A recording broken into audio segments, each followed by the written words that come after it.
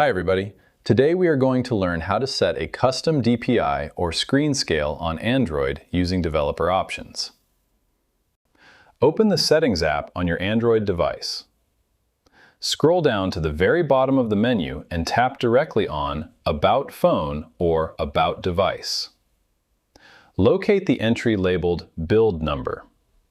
Tap on Build Number 7 times in rapid succession until a pop-up message appears stating you are now a developer.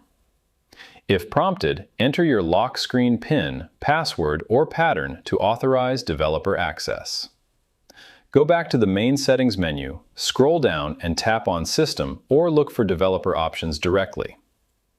Inside the System menu, tap on Developer Options to open the Advanced Configuration Parameters.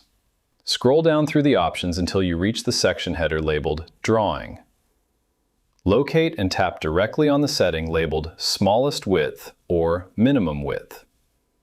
Before changing anything, make sure to write down or take a screenshot of your default numerical value so you can easily revert back later. Enter a new numerical value into the text field. Increasing the number will make text and UI elements smaller to fit more content on screen, while decreasing the number will make everything larger. Tap OK or Save to authorize the configuration change.